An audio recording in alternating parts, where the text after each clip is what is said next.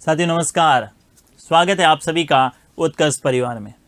देखिएगा, भारतीय संविधान की एकात्मक विशेषताओं के संदर्भ में बात करेंगे, अर्थात भारतीय संविधान की वो कौन कौन सी विशेषताएं हैं जो भारत को एकात्मक की ओर ले जाती हैं, या भारत को अपन कह सकते हैं कि एकात्मक राज्य हो सकता है। लेकिन अगर मूल रूप से बात करें तो भारत में संघीय ढांचे को स्वीकार किया गया, जिसके बारे में अपन बात कर चुके हैं कि भारत में संघात्मक शासन प्रणाली है, क्योंकि संविधान के द्वारा राज्यों को भी कानून निर्माण के संदर्भ में और राज्यों को भी राज्य के प्रशासनिक व्यवस्था के संदर्भ में पूरा का पूरा प्रावधान कर रखा है, जैसे केंद्र के संदर्भ में कर रखा है। लेकिन कुछ ऐसी विशेषताएं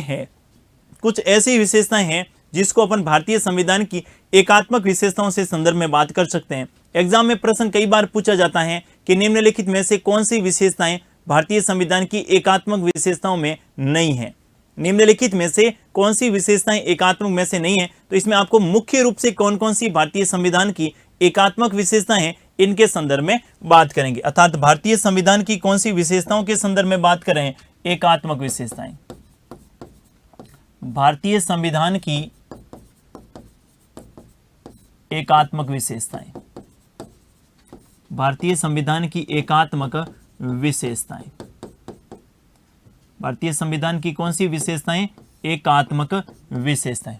देखिएगा, भारतीय संविधान की एकात्मक विशेषताओं के संदर्भ में बात करें तो सबसे पहले तो आपको पता है पूरे भारत के लिए एक संविधान और एकल नागरिकता, जिसके बारे में मैं यहां पर बात नहीं करूंगा क्योंकि इनके संदर्भ में केवल आपको फैक्ट ध्यान में रखना है। संपूर्ण भारत के लिए एक संविधान और एकल नागरिकता जैसे प्रावधान है, यानी पूरे भारत के लिए अलग से राज्यों के लिए किसी प्रकार की न तो नागरिकता है और न ही अलग से राज्यों के लिए किसी प्रकार का संविधान है। जो ये संविधान जिसके बारे में हम बात कर रहे हैं, ये जम्मू कश्मीर से लगाकर कन्याकुमारी तक लागू होगा, यानी ये पूर्व से लगाकर पश्चिम तक और उत्तर से लगाकर दक्षिण तक सभी राज्यों पर समान रूप से क्या होगा, लागू होगा। राज्यों के लिए पृथक से कोई संविधान नहीं है। हालांकि जब जम्मू कश्मीर को विशेष राज्य का दर्जा था तब जम्मू कश्मीर के लिए अलग संविधान था, लेकिन हाल ही में जम्मू कश्मीर को राज्य से हटाकर जैसे ही यूनियन टेरिटरी बनाया गया, संघ शासित प्रदेश बनाया गया, उनसे संबंधित जो अस्थायी प्रावधान थे उन सबको क्या कर दिया, समाप्त कर दिया। और अब पूरे भारत के लिए क्या है, एक ही संविधान है। सबसे पहली विशेषता आप ध्यान में रखेंगे, संपूर्ण भारत के लिए एक संविधान। संपूर्ण भारत के लिए,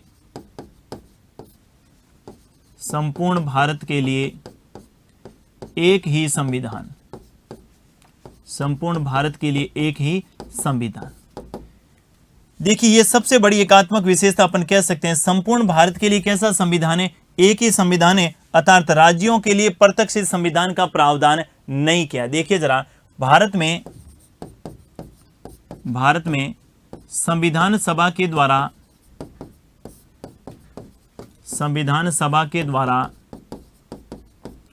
जो संविधान का निर्माण किया गया,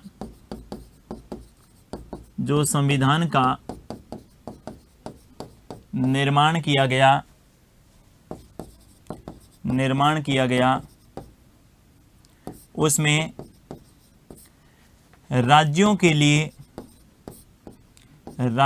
लिए अलग से संविधान का प्रावधान नहीं था। अलग से संविधान का प्रावधान नहीं था। राज्यों के लिए अलग से संविधान का प्रावधान नहीं था, अर्थात संपूर्ण भारत के लिए एक ही संविधान सभी पर समान रूप से लागू होगा। सभी पर समान रूप से क्या होगा, लागू होगा। यहां पर आप जम्मू कश्मीर का थोड़ा सा देख सकते हैं। पहले जम्मू कश्मीर में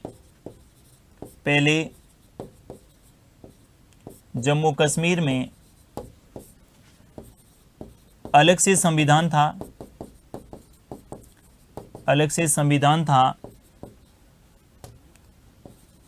जम्मू कश्मीर में अलग से संविधान था, लेकिन जम्मू कश्मीर को यूनियन टेरिटरी, जम्मू कश्मीर को संघ शासित प्रदेश बनाने के पश्चात, संघ शासित प्रदेश बनाने के पश्चात वो प्रावधान क्या हो गए? समाप्त। वो प्रावधान क्या हो गए? समाप्त हो गए। अर्थात वर्तमान में सभी के लिए क्या है? एक समान। सभी राज्यों एवं संघ शासित प्रदेश, सभी राज्यों एवं संघ शासित प्रदेशों के लिए क्या है? एक ही कानून है। ये आप ध्यान में रखेंगे। एक ही कानून है और संविधान है, और संविधान ही देश की क्या है? सर्वोच्च विधि है, जो सभी पर क्या होगी? समान रूप से लागू होगी। एक ही कानून का क्या मतलब है? सबके लिए एक समान कानून होंगे। अर्थात जो संविधान होगा वही देश का एकमात्र सर्वोच्च विधि कहेंगे। संविधान से ऊपर कुछ भी नहीं है। भारत में किसकी सर्वोच्चता को स्वीकार किया गया है? संविधान की सर्वोच्चता को किया गया है। राज्यों के लिए अलग से संविधान का कोई प्रावधान नहीं है। दूसरा देखिए, एकल नागरिकता। दूसरी क्या ध्यान में रखेंगे? एकल नागरिकता। क्या ध्यान में रखेंगे? एकल नागरिकता। अपन बात करें अमेरिका की, तो वहां पर राज्यों के लिए अलग नागरिकता का प्रावधान है, जबकि संघ की अलग नागरिकता का प्रावधान है। भारत के संविधान सभा के सदस्यों ने भारत की एकता और अखंडता को देखते हुए राज्यों के लिए अलग से नागरिकता का प्रावधान नहीं किया। अर्थात नागरिकता के नाम पर जो संघ की भारत की नागरिकता होगी वही होगी। राज्यों के लिए अलग से नागरिकता नहीं होने का मतलब है संपूर्ण भारत जो है इसकी एकता बनी रहेगी, अखंडता बनी रहेगी, और भारत के लोगों में हम की भावना आएगी। हम की भावना का मतलब है जम्मू कश्मीर का व्यक्ति अगर कन्याकुमारी जाएगा, उनको लगेगा कि मैं भारत में, उनको राज्यों की भावना भी नहीं रहेगी। अर्थात ये किसकी विशेषता अपन कह सकते हैं? एकात्मक की विशेषता कह सकते हैं। देखिए जरा, राज्यों के लिए संविधान में राज्यों के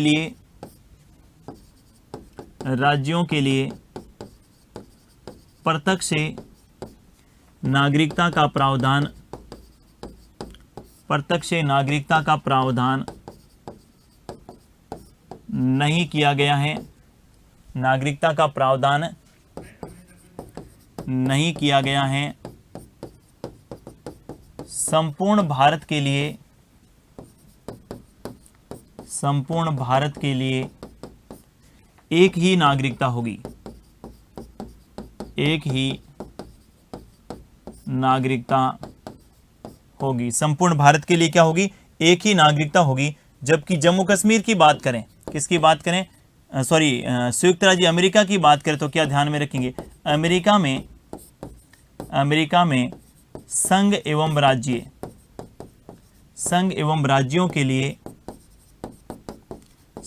राज्यों के लिए अलग अलग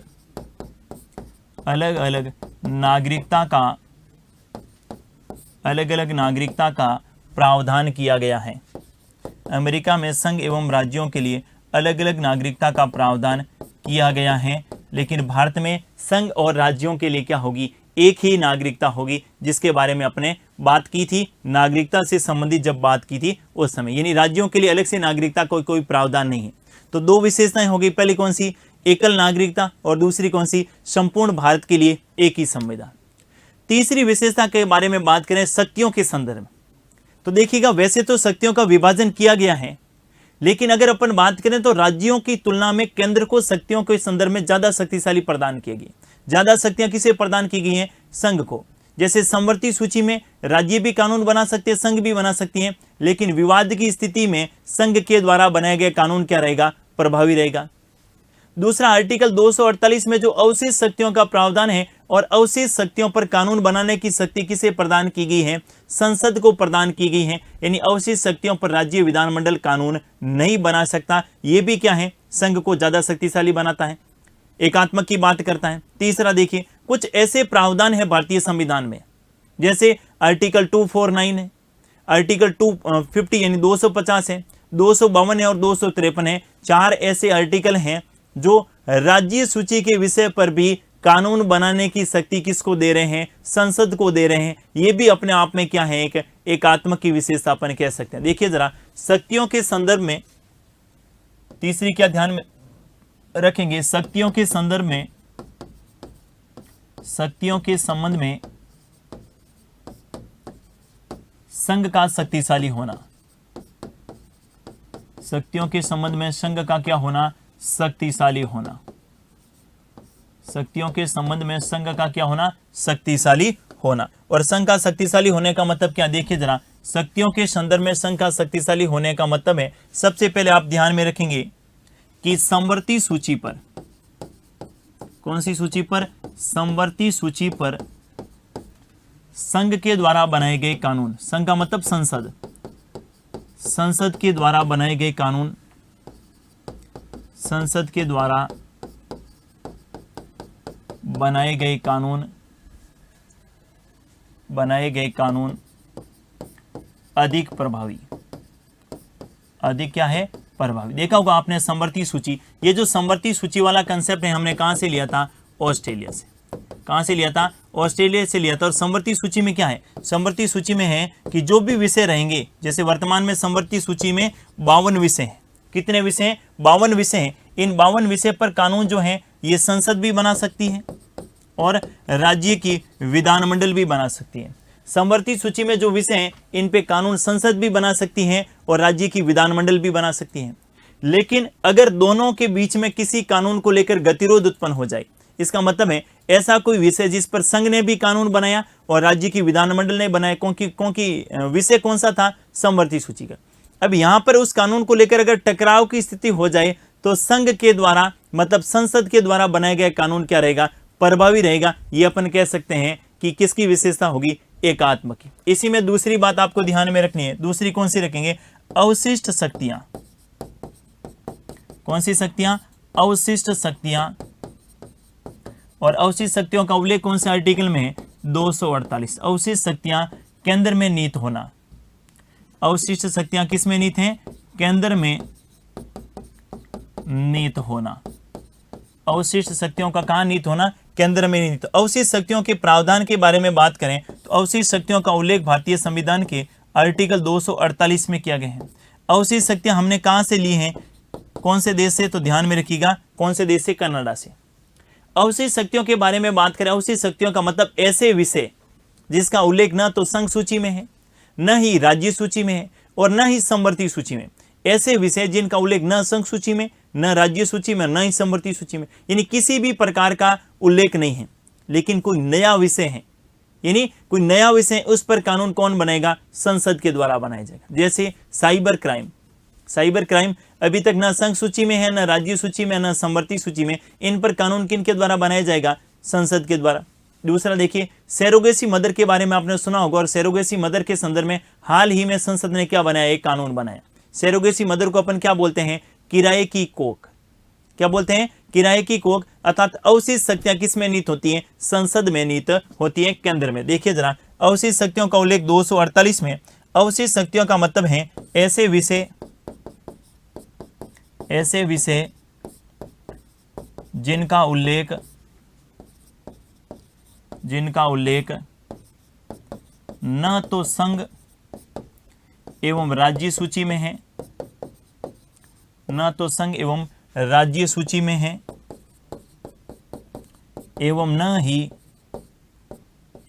न ही समवर्ती सूची में है, समवर्ती सूची में है। इन विषय पर कानून संसद के द्वारा बनाया जाएगा। इन विषय पर कानून संसद के द्वारा बनाया जाता है, संसद के द्वारा बनाया जाता है। जैसे कुछ एग्जाम्पल मैं बता रहा हूं, आपको पता होगा, पहला ध्यान में रखिएगा, सैरोगेसी मदर। ये क्वेश्चन कई बार पूछा गया है, सैरोगेसी मदर पर किन के द्वारा कानून बनाया जाएगा, किन के द्वारा, आपके संसद के द्वारा। क्यों, क्योंकि कौन से विषय का, हालांकि अवशिष्ट शक्तियों में अभी तक इनका प्रावधान नहीं किया गया, लेकिन ऐसे विषय जो किसी में शामिल ही नहीं है उन पर कानून बनाना है तो किन के द्वारा बनाया जाएगा, संसद के द्वारा बनाया जाएगा। ये आपको ध्यान में रखना है। और दूसरा अपन बात कर ही ली है, कौन सा, साइबर क्राइम। ये ऐसे विषय हैं जिनका किसी में उल्लेख नहीं है तो उन पर कानून कौन बनाएगी, संसद। तो यहाँ पर संसद को ज्यादा शक्ति, केंद्र को ज्यादा शक्तियां दी गई हैं। कैसे, समवर्ती सूची में संसद के द्वारा बनाया गया कानून प्रभावी रहेगा। और दूसरा, अवशिष्ट शक्तियां भी किस में नीत की गई हैं, केंद्र में नीत की गई हैं। अगर इसी के संदर्भ में बात करें तो राज्य सूची के विषय पर, कौन सी सूची के विषय पर, राज्य सूची के विषय पर, राज्य सूची के विषय पर संसद के द्वारा कानून बनाना, संसद के द्वारा कानून बनाना। राज्य सूची के विषय पर संसद के द्वारा कानून बनाना। आप कहेंगे राज्य सूची के विषय पर संसद कैसे कानून बनाती है? देखिए जरा, सबसे पहले अपन बात करें आर्टिकल 249। आर्टिकल 249 में लिखा गया है कि राज्य सूची का ऐसा विषय जो राष्ट्रीय महत्व का है, राज्य सूची का ऐसा विषय जो राष्ट्रीय महत्व का है, ऐसे विषय पर अगर राज्यसभा प्रस्ताव ले आए तो कानून बनाने की शक्ति किसको मिल जाएगी? संसद को मिल जाएगी। ध्यान से सुनिएगा, राज्य सूची का ऐसा विषय, राज्य सूची का ऐसा विषय, राज्य सूची का ऐसा विषय जो राष्ट्रीय महत्व से संबंधित हो, जो राष्ट्रीय महत्व से संबंधित हो, राष्ट्रीय महत्व से संबंधित हो, अगर राज्यसभा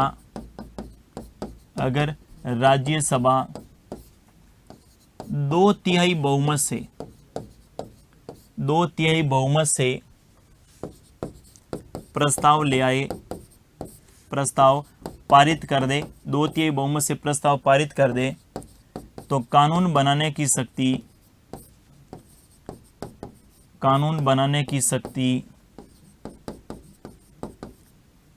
किसको प्राप्त हो जाएगी? कानून बनाने की शक्ति जो है संसद को प्राप्त हो जाएगी, संसद को प्राप्त हो जाएगी। यानी राज्य सूची के विषय पर भी संसद के द्वारा कानून बनाया जा सकता है। अगर विषय किन से संबंधित होना चाहिए? विषय जो है राष्ट्रीय महत्व से संबंधित होना चाहिए, और ऐसा प्रस्ताव हमेशा पहले कहां लाया जाएगा? राज्यसभा में लाया जाएगा। आप कहेंगे राज्यसभा में क्यों लाया जाएगा? क्योंकि राज्यसभा जो है ये राज्यों का प्रतिनिधित्व करती है। राज्यसभा किन का? राज्यों का प्रतिनिधित्व करती है। और राज्य सूची के विषय किन के रहते हैं? राज्य के रहते हैं। अर्थात राज्य सूची का ऐसा विषय जो राष्ट्रीय महत्व से संबंधित है, ऐसे विषय पर कानून संसद के द्वारा बनाया जा सकता है। लेकिन इस हेतु प्रस्ताव पहले कहां लाना पड़ेगा? राज्यसभा में लाना पड़ेगा। इनके बाद दूसरा आर्टिकल आप ध्यान में रख सकते हैं, कौन सा?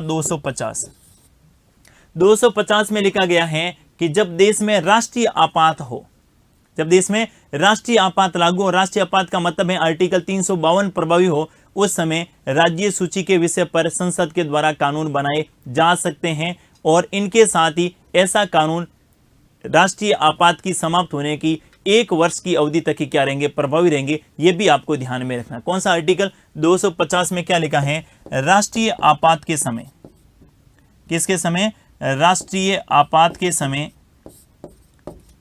राष्ट्रीय आपात के समय। और राष्ट्रीय आपात कब? 352, आर्टिकल 352। राष्ट्रीय आपात के समय राज्य सूची के विषय पर, राज्य सूची के विषय पर संसद के द्वारा, राज्य सूची के विषय पर संसद के द्वारा कानून बनाया जा सकता है, कानून बनाए जा सकते हैं। एवं राष्ट्रपति अध्यादेश भी जारी कर सकता है। एवं राष्ट्रपति राज्य सूची के विषय पर, राज्य सूची के विषय पर अध्यादेश भी जारी कर सकता, अध्यादेश भी जारी कर सकता है, अध्यादेश भी जारी कर सकता है, अध्यादेश भी जारी कर सकता है। लेकिन ये कानून जो है आपातकाल की समाप्ति के 1 वर्ष तक प्रभावी रहेगा। आपातकाल की समाप्ति के पश्चात, आपातकाल की समाप्ति के पश्चात 1 वर्ष तक ही प्रभावी रहेगा। 1 वर्ष तक ही प्रभावी रहेगा। 1 वर्ष तक ही क्या रहेगा? प्रभावी रहेगा। तो ये 2 आर्टिकल हो गए। पहला कौन सा? पहला आप ध्यान में रखेंगे 249, और दूसरा कौन सा? 250। 2 आर्टिकल और आप ध्यान में रख सकते हैं। एक कौन सा? 252। आर्टिकल 252 में क्या प्रावधान है? 252 में प्रावधान है कि 2 या 2 से अधिक राज्य, कितने राज्य? 2 या 2 से अधिक राज्य की विधानमंडल किनसे? संसद से ये निवेदन करे, केंद्र से ये निवेदन करे कि आप राज्य सूची के किसी विषय पर कानून बनाएं, तो ऐसी स्थिति में संसद राज्य सूची के विषय पर कानून बना सकती है। जैसे महाराष्ट्र और गुजरात राज्य की विधानमंडल संसद से निवेदन करे कि किसी भी राज्य सूची का कोई भी विषय है उन पर कानून संसद बनाए, आप कहेंगे संसद क्यों बनाए? क्योंकि संसद के द्वारा संसद में अधिक जो मेंबर रहते हैं और साथ ही संसद में ऐसा माना जाता है कि ज़्यादा बुद्धिजीवी लोग रहते हैं, मतलब ज़्यादा बुद्धिजीवी जो हैं वो सदस्य होते हैं, और अगर संसद के कानून के द्वारा कानून बनाया गया तो अधिक ज़्यादा प्रभावी होगा, जिससे राज्यों का क्या होगा, हित होगा। लेकिन ये तभी बनाया जाएगा जब राज्य निवेदन करेंगे, और वो उन्हीं राज्यों में लागू होगा जिन राज्यों ने ये निवेदन किया है। अर्थात महाराष्ट्र और गुजरात ने निवेदन किया है तो वो लागू भी क्या होगा, उन्हीं राज्यों में होगा, और तभी बनाया जाएगा संसद के द्वारा जब वो राज्य क्या करे, निवेदन करे। ये दोनों बातें ध्यान में रखनी है। लेकिन केंद्र को शक्ति ज्यादा मिल रही कि नहीं मिल रही, यानी राज्य सूची के विषय पर कानून कौन बना सकती है, संसद बना सकती है। देखिए जरा 252 में क्या लिखा है, अगर दो या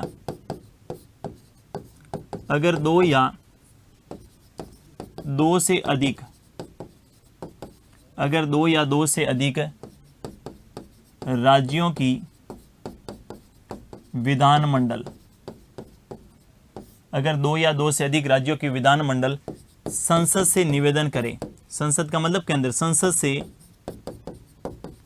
निवेदन करे तो संसद के द्वारा राज्य सूची के विषय पर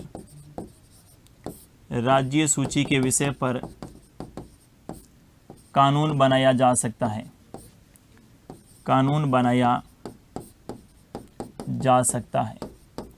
राज्य सूची के विषय पर कानून बनाया जा सकता है। लेकिन यहां पर आप क्या ध्यान में रखेंगे, ऐसा कानून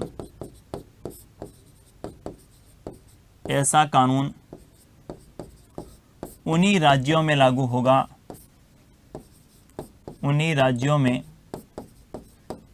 होगा जिन राज्यों ने निवेदन किया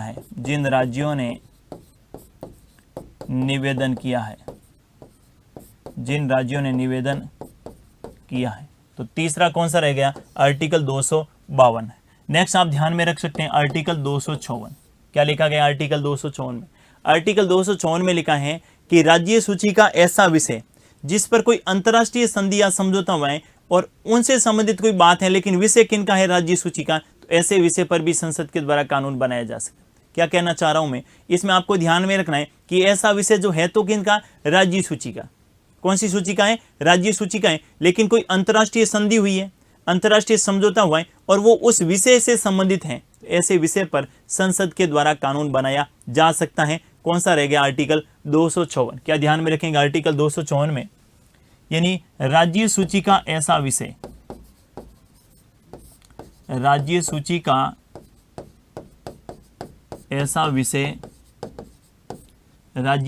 ऐसा विषय जिस पर अंतर्राष्ट्रीय स्तर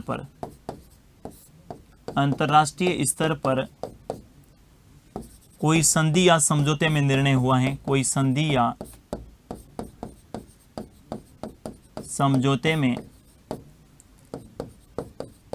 निर्णय हुआ है, संधि या समझौते में निर्णय हुआ है, तो राज्य सूची के विषय पर, राज्य सूची के इस विषय पर संसद के द्वारा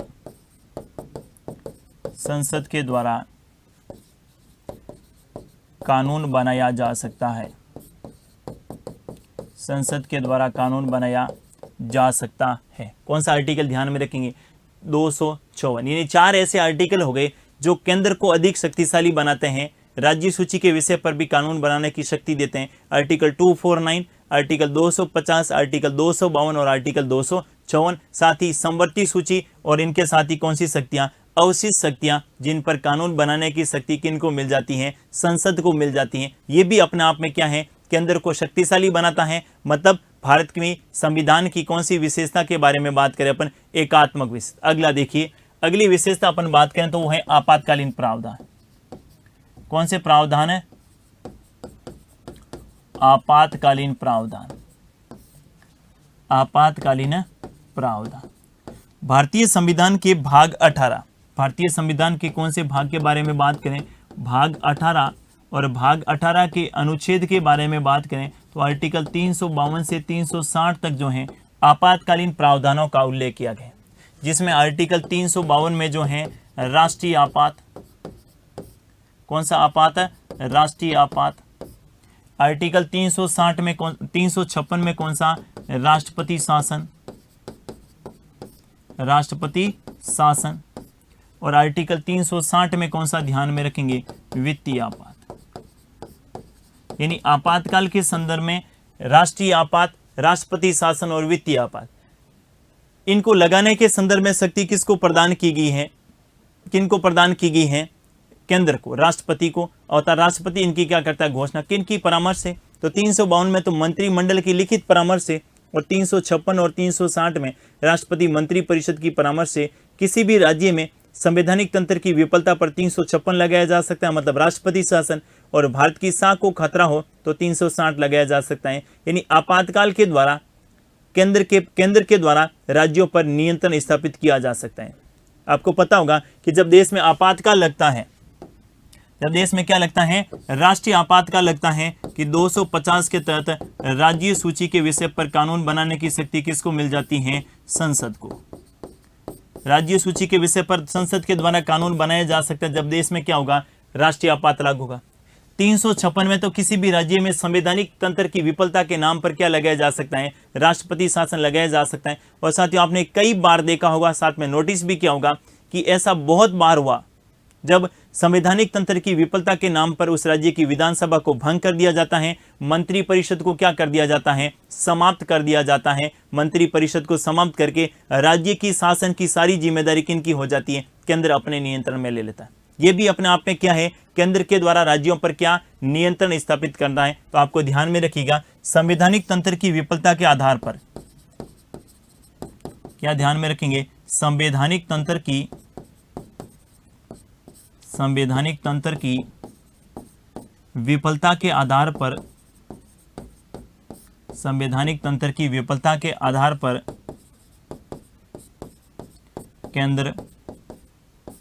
केंद्र किसी भी राज्य में राष्ट्रपति शासन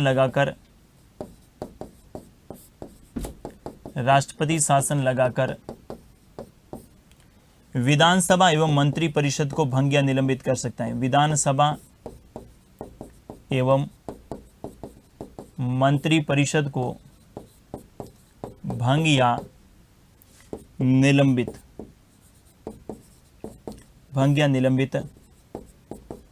कर सकता है। विधानसभा या मंत्रिपरिषद को भंग या निलंबित कर सकता है। कौन सा? आर्टिकल 356। ये भी केंद्र को क्या बनाता है? शक्तिशाली। तीसरा देखिएगा, तीसरा आप क्या ध्यान में रखेंगे कि 360 में क्या है? वित्तीय आपात। जब भी देश में वित्तीय आपात लगेगा तो केंद्र जो है राज्यों को बाध्यकारी आर्थिक निर्देश दे सकता है। केंद्र के कहने पर राज्यों को राज्य कर्मचारियों के वेतन में कटौती करनी पड़ेगी, और केंद्र की बिना अनुमति के राज्य वित्तीय आपात के समय किसी भी प्रकार का मनी बिल या बजट जारी नहीं कर सकते। बजट जारी करना है तो केंद्र की स्वीकृति लेनी होगी, और साथ ही धन विधेयक की जारी करने के संदर्भ में भी केंद्र की स्वीकृति लेनी होगी। और राज्य अगर किसी भी प्रकार का व्यय कर रहा है उसके लिए भी क्या करना पड़ेगा? औचित्य स्थापन करना पड़ेगा। ये भी अपना आप से केंद्र के द्वारा राज्यों पर क्या किया जा रहा है? नियंत्रण, जो अपन कह सकते हैं। कौन सी विशेषता के बारे में? एकात्मक विशेषता। देखिए जरा, वित्तीय आपात के संदर्भ में क्या ध्यान में रखेंगे? जब भारत की साख को कोई खतरा उत्पन्न हो, जब भारत की साख को कोई खतरा उत्पन्न हो,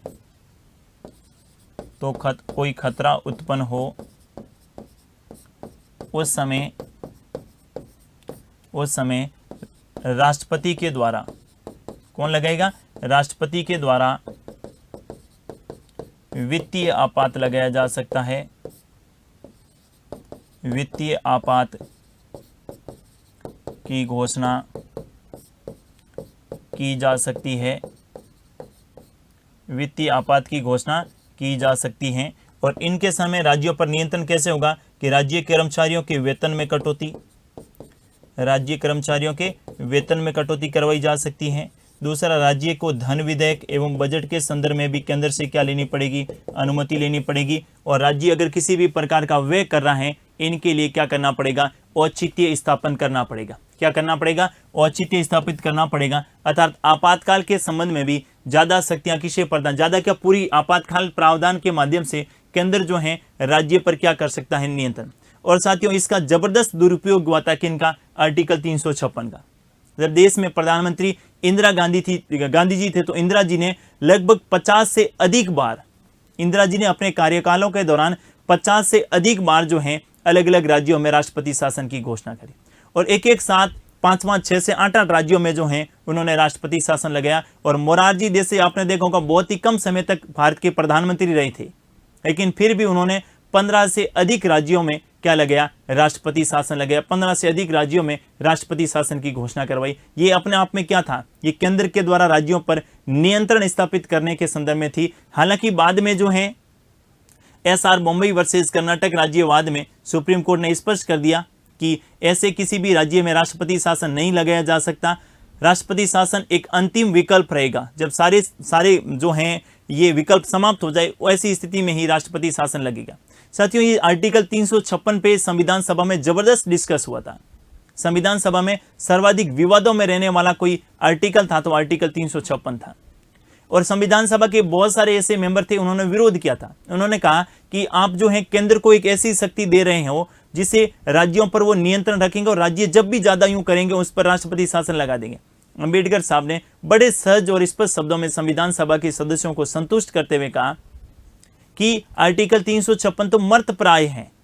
आर्टिकल 356 तो क्या है, मर्तप्राय है और इनका प्रयोग बहुत ही विकट परिस्थितियों में और बहुत ही अंतिम विकल्प के रूप में किया जाएगा। लेकिन अंबेडकर साहब की तो देहांत हो गया, लेकिन ये आर्टिकल 356 क्या हो गया था, जीवित हो गया। इनका भरपूर जो है दुरुपयोग किया केंद्र के द्वारा राज्यों में राष्ट्रपति शासन के नाम पर। राष्ट्रपति शासन लगाकर राज्य की प्रशासन की सारी जिम्मेदारी जो है ये केंद्र अपने हाथ में ले लेता। तो यहाँ पर भी केंद्र जो है राज्यों पर क्या नियंत्रण स्थापित करता है। आर्टिकल 352, 56 और 60 अर्थात केंद्र को ज्यादा शक्तियां हैं। ये भी संघ की कैसी विशेषता है, भारतीय संविधान की कैसी विशेषता है, एकात्मक विशेषता अपन कह सकते हैं। नेक्स्ट अगली अपन बात करें तो वो आप ध्यान में रखेंगे राज्यपाल की नियुक्ति केंद्र के द्वारा। राज्यपाल की नियुक्ति केंद्र के द्वारा। राज्यपाल की नियुक्ति किन के द्वारा, केंद्र के द्वारा। देखिएगा सभी राज्यों में कौन होते हैं, राज्यपाल होते हैं। और राज्यपाल की नियुक्ति किन के द्वारा की जाती है, राष्ट्रपति के द्वारा। और राष्ट्रपति किसकी परामर्श से करता है, मंत्री परिषद की परामर्श से। यानी ये केंद्र है, ये कौन है, केंद्र है। और ये क्या है, राज्य है। ये क्या है, राज्य है। और मैंने कहा सभी राज्यों में क्या होता है, राज्यपाल। सभी राज्यों में क्या होता है, राज्यपाल होता है। और ये केंद्र के द्वारा सभी राज्यों में क्या रखा जाता है, नियंत्रण। किनके माध्यम से, राज्यपाल के माध्यम से, क्योंकि राज्यपाल जो है ये केंद्र का क्या होता है, प्रतिनिधि। केंद्र का क्या होता है, राज्यपाल प्रतिनिधि होता है। और राज्यपाल की नियुक्ति किनके द्वारा की जाती है, राज्यपाल की नियुक्ति राष्ट्रपति के द्वारा। राज्यपाल की नियुक्ति किनके द्वारा, राष्ट्रपति के द्वारा की जाती है। यह भी अपने आप में भारत की एक एकात्मक संविधान की एक एकात्मक विशेषता अपन कह सकते हैं। साथ ही राज्यपाल के संदर्भ में एक और महत्वपूर्ण बात आप ध्यान में रखेंगे, जैसे कोई भी कानून तभी बनता है ना जब राष्ट्रपति उस पर स्वीकृति प्रदान करता है। और आर्टिकल 111 में विधेयकों पर राष्ट्रपति की स्वीकृति के संदर्भ में प्रावधान कर रखे हैं भारतीय संविधान के आर्टिकल 111 में।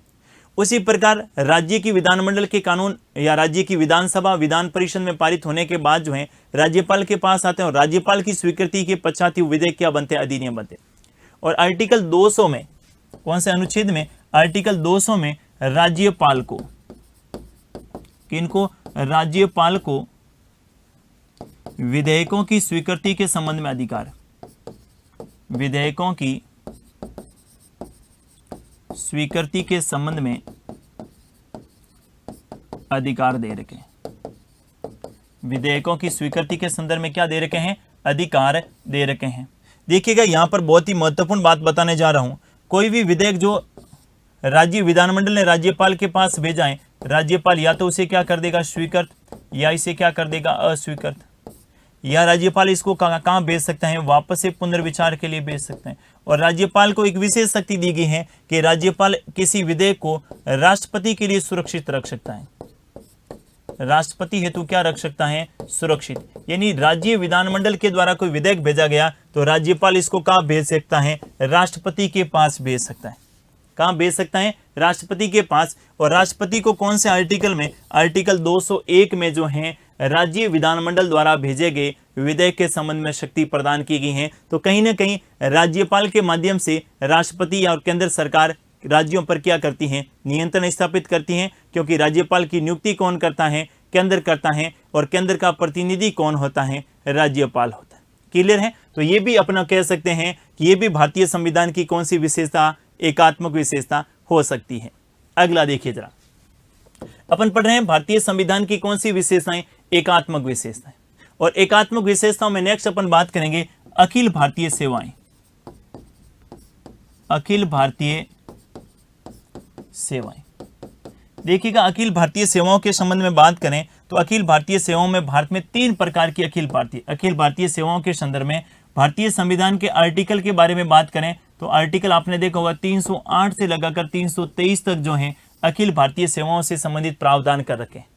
कहां से कहां तक, 308 से लगाकर 323 तक अखिल भारतीय सेवाओं के संदर्भ में प्रावधान कर रखे हैं। और वर्तमान में भारत में 3 प्रकार की अखिल भारतीय सेवाएं, कितने प्रकार की, 3 प्रकार की। एक तो अपन जिसको कहते हैं आईएएस, इंडियन एडमिनिस्ट्रेशन सर्विस, अर्थात भारतीय प्रशासनिक सेवा। भारतीय कौन सी सेवा, प्रशासनिक सेवा। दूसरी आप बात करें तो आईपीएस, जिसे अपन क्या बोलते हैं, भारतीय पुलिस सेवा, भारतीय पुलिस सेवा।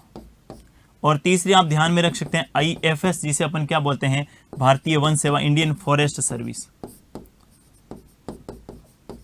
भारतीय वन सेवा। देखिए जरा, ये जो अखिल भारतीय सेवाओं के जो अधिकारी होते हैं, अखिल भारतीय सेवाओं के जो अधिकारी होते हैं, इन अधिकारी की नियुक्ति किनके द्वारा की जाती है, केंद्र के द्वारा। इन अधिकारियों, अखिल भारतीय सेवाओं के अधिकारियों की अगर ट्रेनिंग की बात करें, इनकी परीक्षा का आयोजन की बात करें और इनकी नियुक्ति की बात करें, ये किनके द्वारा की जाती है, केंद्र के द्वारा। किनके द्वारा, केंद्र के द्वारा। और आपको पता होगा कि अखिल भारतीय सेवाओं के अधिकारियों की नियुक्ति राज्यों में होती है, राज्यों में होती है ना। जिला कलेक्टर कौन होता है, जिला कलेक्टर अखिल भारतीय सेवाओं का अधिकारी होता है, जिसे अपन आईएएस बोलते हैं, भारतीय प्रशासनिक सेवा का अधिकारी। आईपीएस पुलिस व्यवस्था को संभालते हैं, कानून व्यवस्था को संभालते हैं। अब पुलिस है तो राज्य सूची का विषय, कौन सी सूची का, राज्य सूची का, लेकिन उसमें जो अधिकारी होगा वो भारतीय प्रशासनिक सेवा का अधिकारी होगा। और भारतीय प्रशासनिक सेवा के ये जो अधिकारी हैं, ये इनकी ट्रेनिंग, इनकी परीक्षा और इनकी नियुक्ति किनके द्वारा, केंद्र के द्वारा। यहाँ पर एक बात महत्वपूर्ण बताने जा रहा हूँ, ध्यान से सुनिएगा। देखिए जरा, ये जो अधिकारी रहते हैं इन पर तात्कालिक नियंत्रण, तात्कालिक नियंत्रण। अखिल भारतीय सेवाओं के ऐसे अधिकारी जिनकी नियुक्ति राज्य में हुई है, जिनकी नियुक्ति कहाँ हुई है, राज्यों में हुई है, उन पर तात्कालिक नियंत्रण तो किनका रहता है, राज्य सरकारों का, राज्य सरकार का रहता है। लेकिन इस पर अंतिम नियंत्रण किसका रहता है, इन पर जो है अंतिम नियंत्रण किनका रहता है, ये केंद्र का रहता है। किनका रहता है, केंद्र का रहता है। तो ये भी अपने आप में क्या है, भारतीय संविधान की एकात्मक विशेषता है। सरदार पटेल को भारत में अखिल भारतीय सेवाओं का जनक माना जाता है।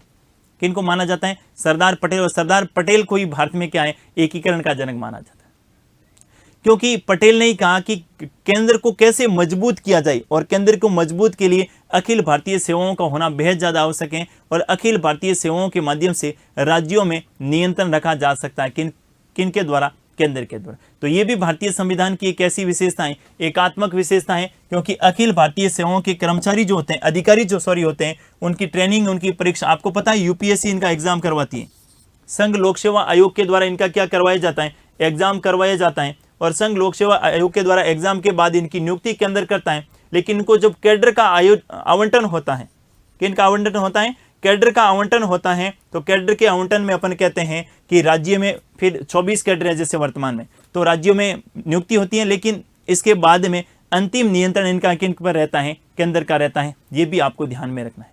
तो अगली विशेषता कौन सी होगी, अखिल भारतीय सेवाएं। नेक्स्ट देखिए जरा, अगला देखिए, राज्य सरकारों के अंकेक्षण का काम, ऑडिट है ना, अंकेक्षण का कार्य अंकेक्षण का कार्य सीएजी द्वारा। क्या ध्यान में रखेंगे, राज्य सरकारों के अंकेक्षण का कार्य किनके द्वारा किया जाता है, सीएजी द्वारा। अंकेक्षण का क्या मतलब, आपने देखा होगा सीएजी को अपन क्या बोलते हैं, नियंत्रक एवं महालेखा परीक्षक। नियंत्रक एवं महालेखा परीक्षक, नियंत्रक एवं महालेखा परीक्षक। और नियंत्रक और महालेखा परीक्षक का कार्य क्या रहता है, नियंत्रक एवं महालेखा परीक्षक का उल्लेख आर्टिकल 148 से लगाकर आर्टिकल 151 में। इनका कार्य रहता है कि भारत सरकार के सभी प्रकार के खातों की क्या करना, ऑडिट करना। इनकी अकाउंट का काम, केंद्र सरकार के अकाउंट का काम किनके द्वारा किया जाता है, अकाउंट का काम करता है सीजीए, लेकिन ऑडिट का काम, अंकेक्षण का काम कौन करता है, ये सीएजी करता है। भारत सरकार ही नहीं, सभी राज्यों के ऑडिट का काम सीएजी के द्वारा किया जाता है। सभी राज्यों के, देखिए जरा, राज्य सरकारों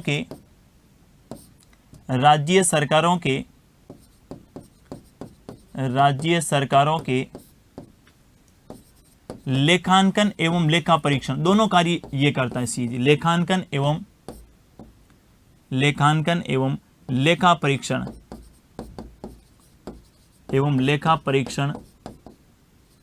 लेखांकन एवं लेखा परीक्षण का कार्य सीएजी के द्वारा किया जाता है।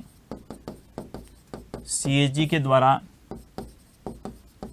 किया जाता है, सीएजी के द्वारा किया जाता है।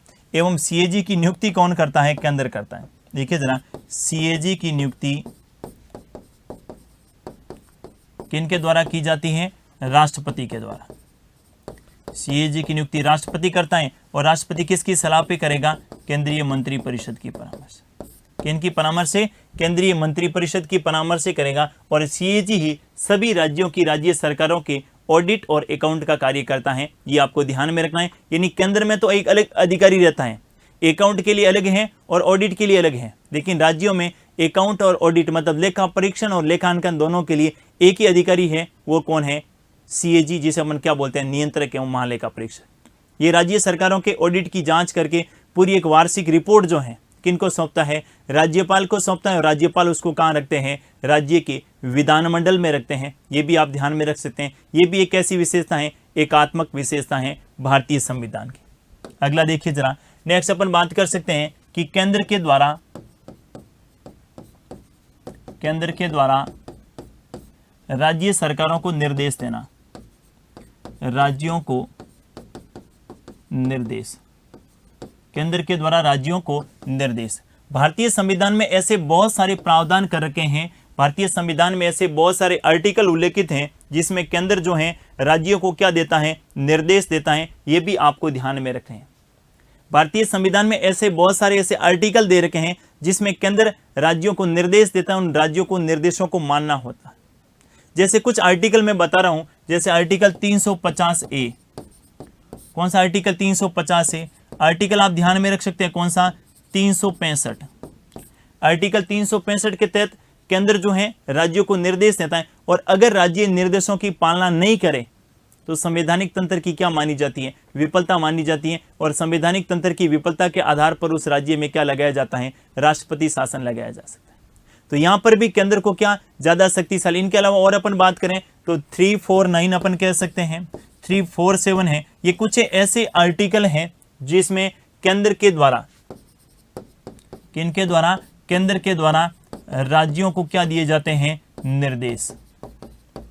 और आर्टिकल 365 में तो ये लिखा गया है कि केंद्र ने राज्य को कोई निर्देश दिया है और राज्य ने उन निर्देशों की पालना नहीं की है तो संवैधानिक तंत्र की विफलता के आधार पर उस राज्य में क्या लगाया जा सकता है, राष्ट्रपति शासन लगाया जा सकता है। क्या लगाया जा सकता है, राष्ट्रपति शासन लगाया जा सकता है। और राष्ट्रपति शासन के बाद क्या होगा, वहां की विधानसभा और मंत्रिपरिषद को भंग या निलंबित किया जा सकता है। तो 356 तो है ही है राष्ट्रपति शासन के संदर्भ में, साथ ही 365 भी आपको ध्यान में रखना। क्या ध्यान में रखेंगे, 365 के तहत जो है केंद्र सरकार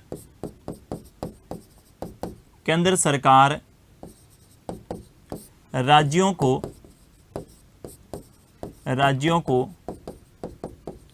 निर्देश दे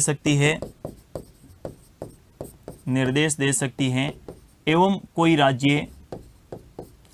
कोई राज्य इन निर्देशों की पालना नहीं करे, इन निर्देशों की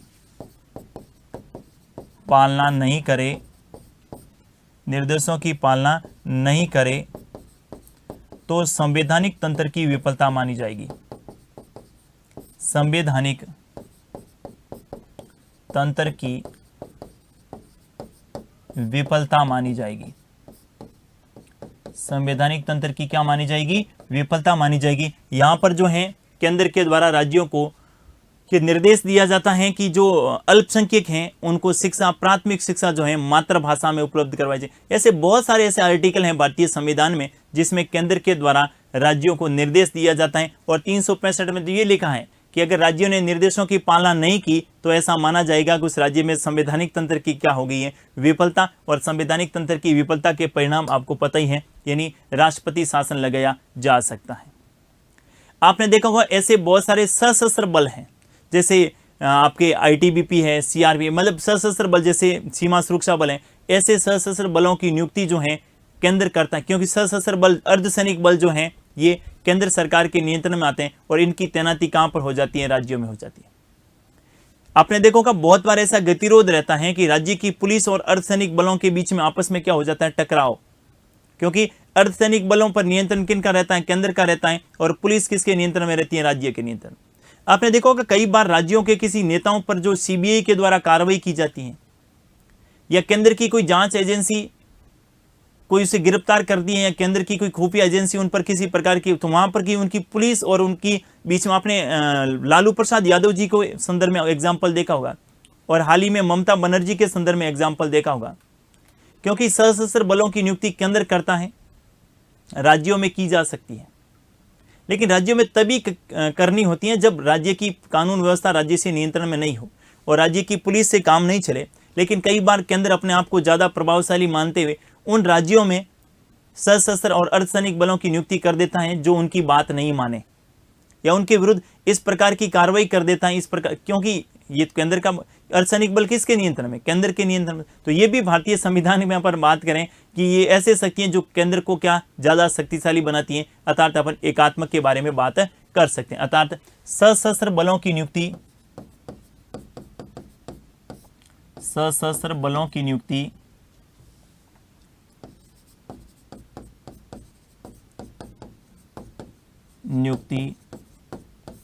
राज्यों में करना, सशस्त्र बलों की नियुक्ति कहां करना, राज्यों में करना। देखिए जरा, केंद्र के द्वारा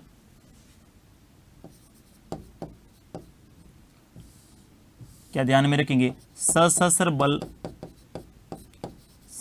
बल केंद्र सरकार के नियंत्रण में होते हैं,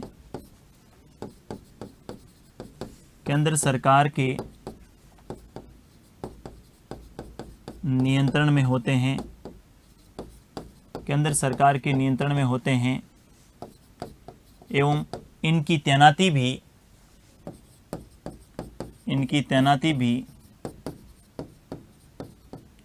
केंद्र के द्वारा इनकी तैनाती भी केंद्र के द्वारा राज्यों में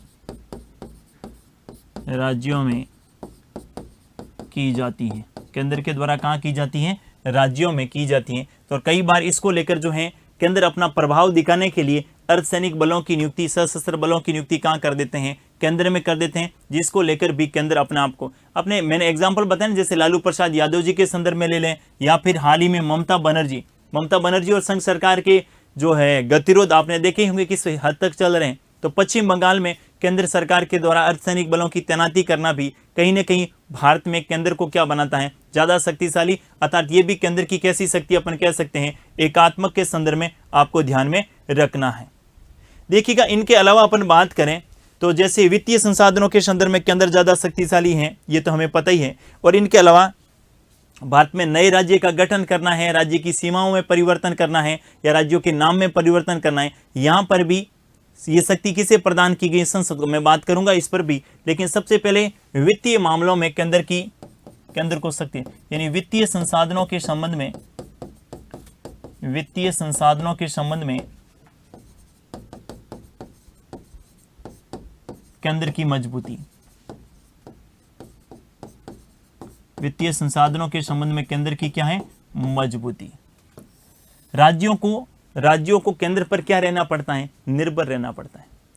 राज्य केंद्र पैसा देंगे तभी राज्य में जो है कार्य, विकास कार्य शुरू होंगे, अर्थात राज्यों को केंद्र पर निर्भर रहना पड़ता है। और इनके लिए हालांकि वित्त आयोग के गठन का प्रावधान है आर्टिकल 280 के तहत, और वित्त आयोग तय करता है कि कौन से राज्य को कितने प्रतिशत, क्योंकि इसमें पहाड़ी क्षेत्र वाले, जैसे आपने सुना होगा ना, विशेष राज्य का दर्जा, उनके लिए अलग प्रावधान है, उनके लिए केंद्र के द्वारा अधिक राशि दी जाती है। और सामान्य राज्यों की अगर बात करें तो वहां पर जो है उनके लिए अलग प्रोविजन कर रखे हैं। लेकिन कहीं ना कहीं वित्तीय मामलों में राज्य आत्मनिर्भर नहीं है, वित्तीय मामलों में राज्यों को केंद्र पर क्या रहना पड़ता है, निर्भर रहना पड़ता है। देखिए जरा, वित्तीय मामलों में राज्य इतने शक्तिशाली नहीं है, राज्य इतने शक्तिशाली नहीं है, इतने शक्तिशाली नहीं है, अतः राज्यों को केंद्र पर निर्भर रहना पड़ रहा है, केंद्र पर निर्भर रहना पड़ता है, निर्भर रहना पड़ता है, जो केंद्र को क्या बनाता है, जो केंद्र को और शक्तिशाली बनाता है, केंद्र को और शक्तिशाली बनाता है, केंद्र को और शक्तिशाली बनाता है। एक और महत्वपूर्ण विशेषता जिसके बारे में मैंने बात की थी, मैंने क्या कहा, मैंने कहा नए राज्य का गठन करना है, राज्य की सीमा में परिवर्तन या राज्य के नाम में परिवर्तन की शक्ति किसके पास है, संसद के पास है। और संसद का मतलब किनके पास है, केंद्र के पास है। केंद्र कभी भी नए राज्य का गठन कर सकती हैं, राज्य की सीमा और राज्य के नाम में परिवर्तन कर सकती हैं। देखिए जरा, नए राज्य का गठन करना, नए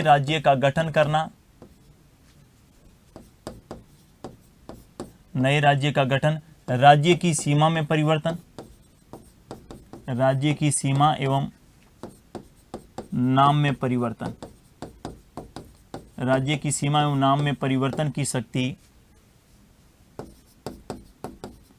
नाम में परिवर्तन की शक्ति संसद के पास, संसद में नीति।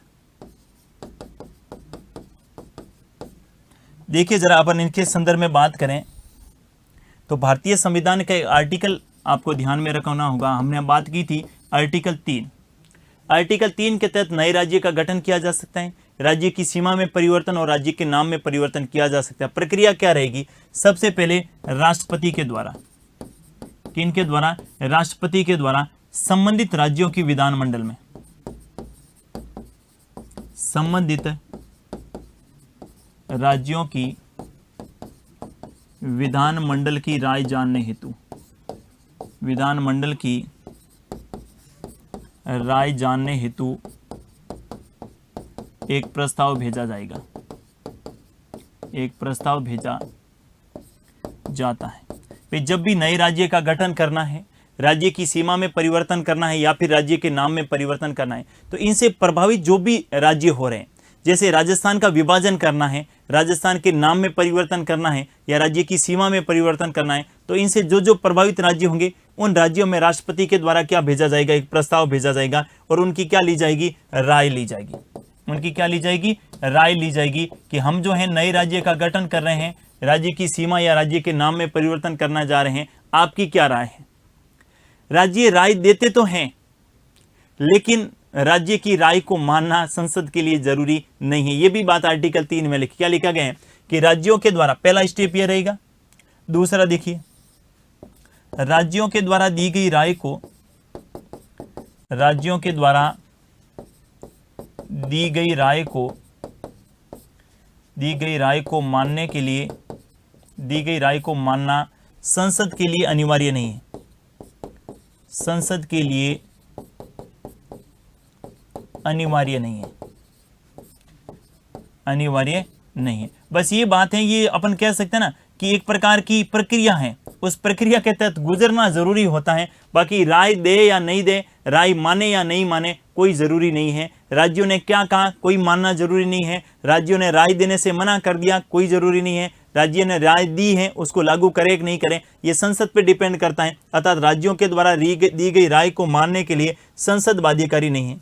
इसके बाद में तीसरा चरण क्या रहता है, राष्ट्रपति की अनुमति से विधेयक संसद में रखा जाता है और संसद के दोनों सदनों में कौन से बहुमत से, साधारण बहुमत से, कौन से बहुमत से, साधारण बहुमत से प्रस्ताव पारित होते ही राष्ट्रपति ने पहले से अनुमति दे दी है तो राष्ट्रपति हस्ताक्षर करना ही होगा और इसके बाद नए राज्य का क्या हो जाएगा, गठन। तो यहाँ पर भी ज्यादा शक्तियां किसे प्रदान की गई हैं, संसद को, और संसद के द्वारा कभी भी जो है नए राज्य का गठन किया जा सकता है, राज्य की सीमा में परिवर्तन और राज्य के नाम में परिवर्तन किया जा सकता है। राज्यों की राय मानना संसद के लिए बाध्यकारी नहीं होता है, ये भी आप ध्यान में रख सकते हैं। तो ये सारी के सारी किन की विशेषता है, भारतीय संविधान की एकात्मक विशेषताएं, और एकात्मक विशेषताओं से संबंधित कई बार अपने एग्जाम में प्रश्न पूछा जाता है, वो आपको ध्यान में रखना है। जैसे सबसे पहली, संपूर्ण भारत के लिए कैसा संविधान है, एक ही संविधान है, राज्यों के लिए अलग से संविधान का कोई प्रावधान नहीं है।